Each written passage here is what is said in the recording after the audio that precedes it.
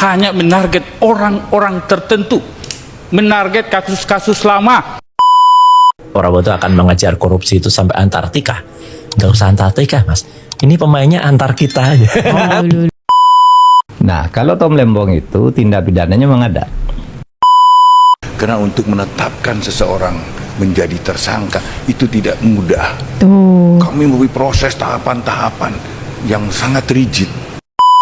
Masyarakat mengatakan itu Tom Lembong tidak ada korupsinya karena tidak ada aliran dana ke Tom Lembong. Nggak bisa. Di dalam hukum korupsi itu tidak harus ada aliran dana. Makin menyala nih, koruptor ketangkep lagi 271 miliar di Lampung.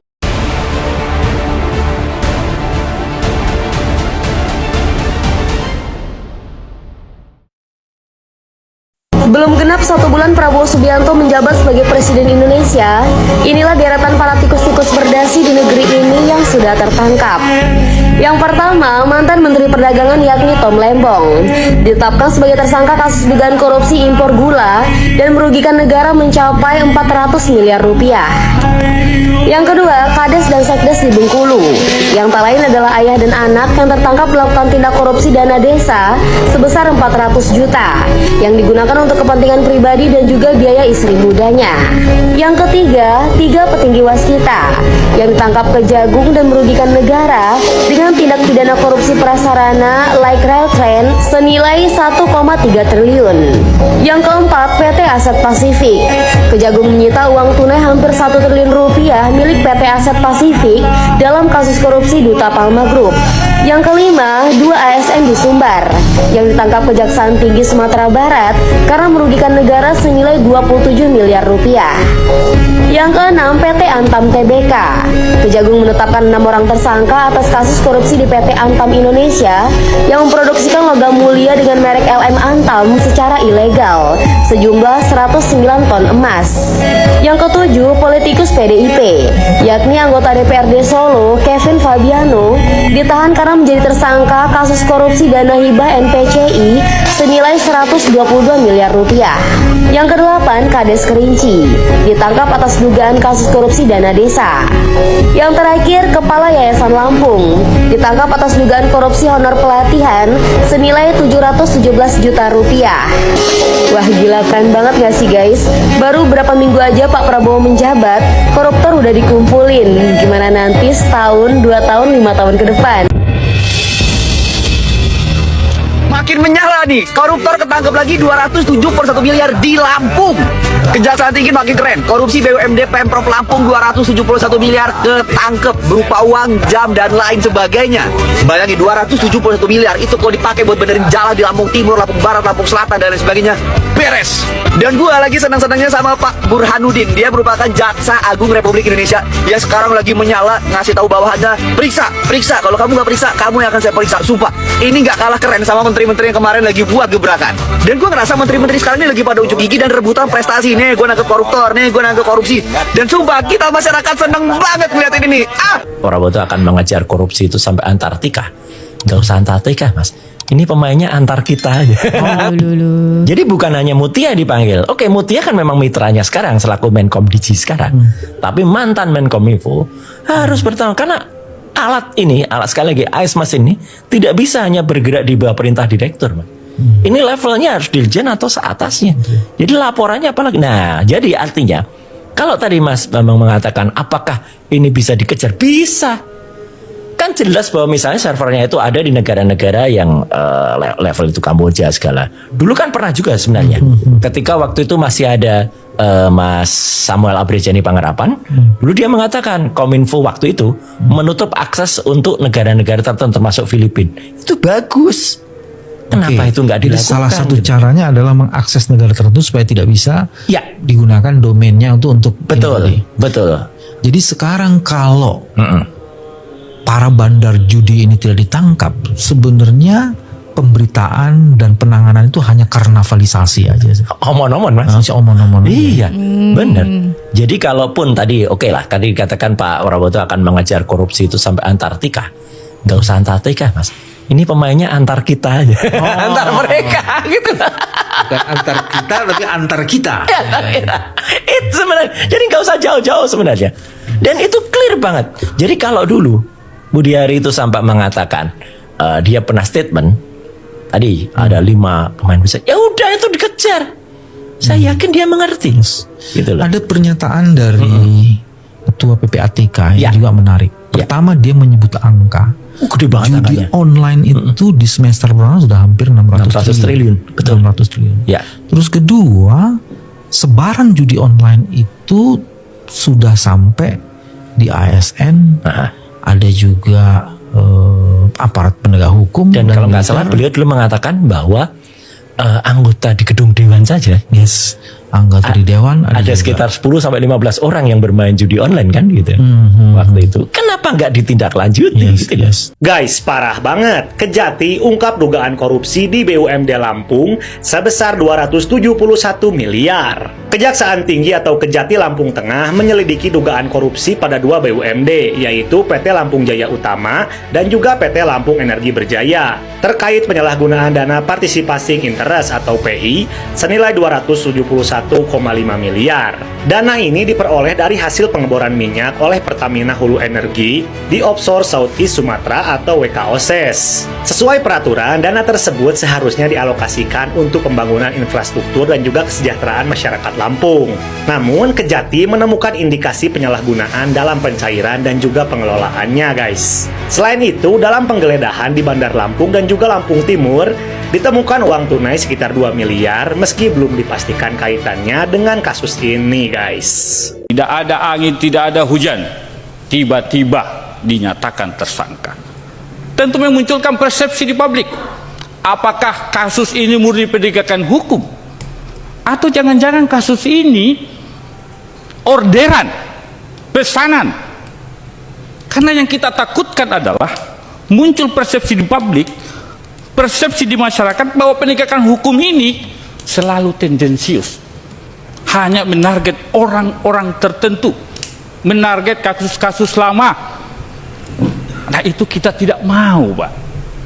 Saya percaya Pak Jaksa Agung pasti selalu meluruskan dan memurnikan penegakan hukum. Banyak bang, Mas. Banyak bang. Mas, disimpan di mana duit, Mas? Ya, Mas. Duitnya pakai buat apa kemarin, Bang? Bang, miliar, Bang. Bang. Jangan diambil.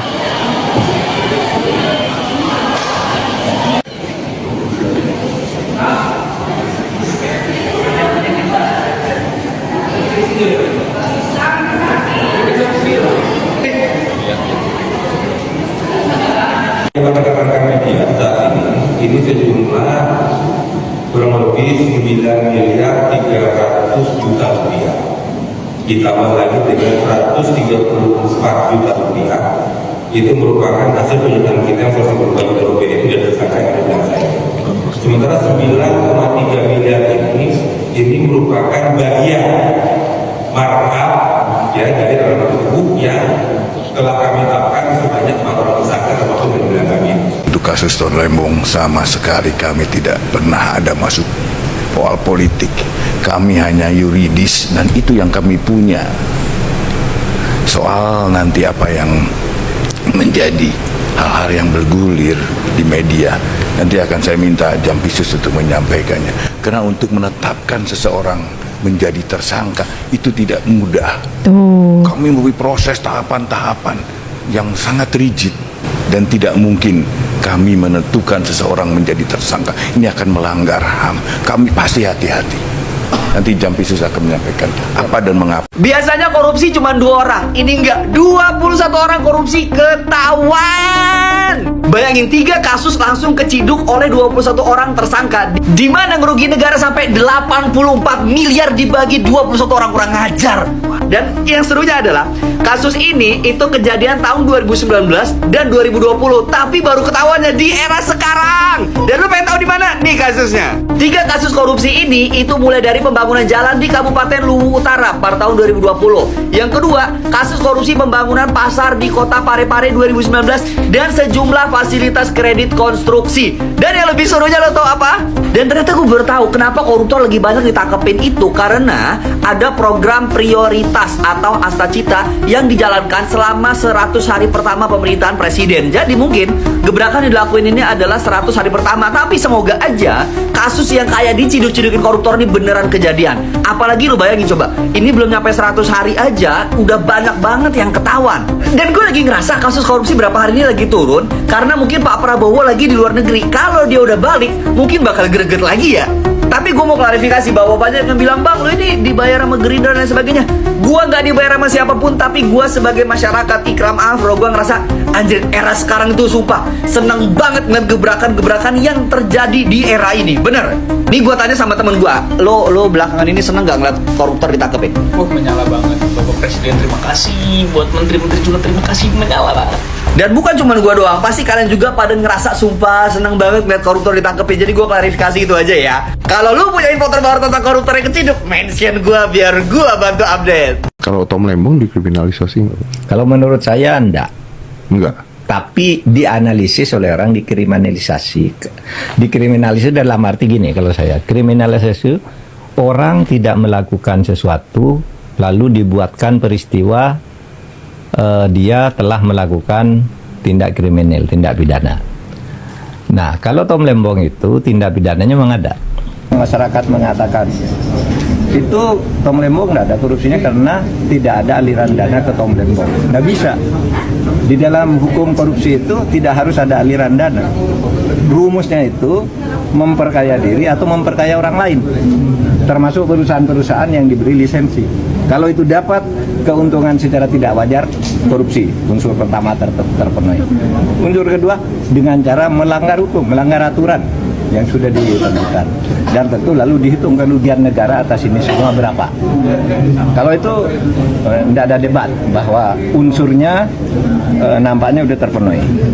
Untuk Tom Lembong itu, masyarakat mengatakan baru beberapa minggu Presiden sudah menangkap semua para koruptor, guys. Ini baru sebagian kecil, guys. Yang lain nih siap-siap ya. Tunggu giliran. Nah, gini dong. Ini baru namanya presiden yang luar biasa. Presiden yang memang benar-benar individu tanpa ada campur tangan partai-partai lain, dan dia benar-benar independen. Ini mantap sekali, guys. Coba dari dulu ya. Nggak usah nunggu sampai 3 kali pemilihan. Mudah-mudahan ya ini awal yang baik untuk pemerintahannya Bapak Prabowo.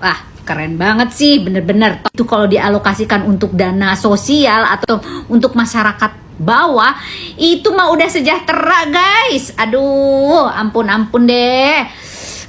Mereka bener-bener, coba kalian lihat deh. Sampai itu yang namanya bermiliar-miliar bentuknya cash dalam bentuk uang rupiah maupun uang dolar, guys. Luar biasa ini. Keren banget sih. Ini baru beberapa minggu, guys. Apalagi 5 tahun ke depan, guys. Mudah-mudahan benar-benar Indonesia berubah. Di pemerintahannya abang gue, Bapak Prabowo. Oke? Gimana kalau menurut kalian, guys? Sependapat dengan saya? Salam Lita Gading. Hei maling-maling, hei koruptor-koruptor, Prabowo tidak pernah akan gentar menghadapi kalian. Hai kaum munafikun, hai antek-antek asing, Prabowo Gibran bersama rakyat Indonesia.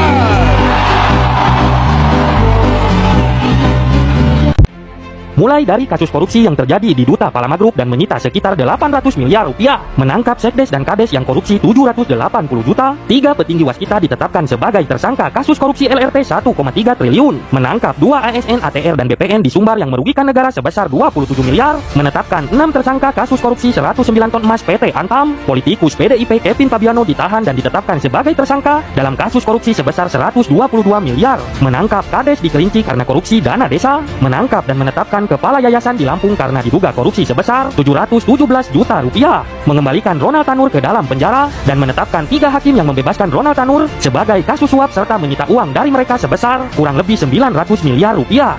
Oh my god, wow. Sungguh inilah taring dari seorang jenderal tempur. Makin menyala nih, koruptor ketangkep lagi 271 miliar di Lampung. Kejaksaan Tinggi makin keren, korupsi BUMD Pemprov Lampung 271 miliar ketangkep berupa uang, jam, dan lain sebagainya. Bayangin 271 miliar itu kalau dipakai buat benerin jalan di Lampung Timur, Lampung Barat, Lampung Selatan, dan lain sebagainya, beres. Dan gua lagi senang-senangnya sama Pak Burhanuddin. Dia merupakan Jaksa Agung Republik Indonesia yang sekarang lagi menyala, ngasih tahu bawahannya, periksa. Kalau kamu nggak periksa, kamu yang akan saya periksa. Sumpah, ini nggak kalah keren sama menteri-menteri yang kemarin lagi buat gebrakan. Dan gue ngerasa menteri-menteri sekarang ini lagi pada unjuk gigi dan rebutan prestasi. Nih gue nangkep koruptor, nih gue nangkep korupsi. Dan sumpah kita masyarakat seneng banget ngeliatin ini. Dan gue sebagai masyarakat Lampung cuman pengen bilang, Pak, banyak banget Pak oknum-oknum politik di Bandar Lampung ini yang dinasti. Dari bapaknya, anaknya, kakeknya, keluarganya, sepupunya. Bahkan sampai mau masuk jadi PNS dan lain sebagainya aja, itu harus ada unsur kekeluargaan Pak. Atau ada kiai-kiaian lah bahasanya. Dan itu yang ngebuat orang susah dapetin kerja dan memang mau ngebantu Lampung lebih maju Pak. Pokoknya kalau ada info koruptor ntar gue bakal kasih tahu lagi buat kalian. Pokoknya di follow aja, oke? Tikus kantor yang suka benar.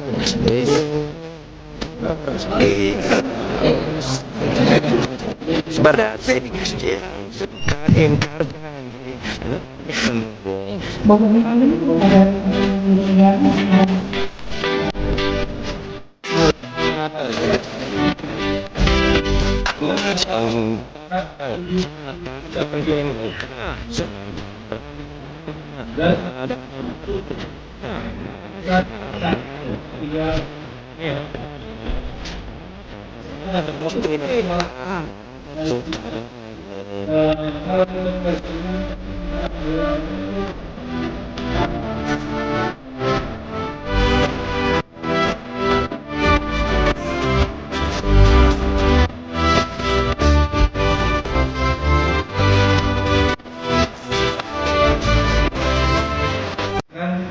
Pemeriksaan oleh tim penyidik, dan hingga saat ini tim penyidik masih mendalami keterkaitan para pihak dan aliran uang yang diterima oleh Provinsi Lampung sebesar 17.286.000 US dollar dari Pertamina Hulu Energi melalui PT Lampung Energi Berjaya sebagai anak perusahaan dari UMD PT Lampung Jasa Utama Provinsi Lampung. Yang mana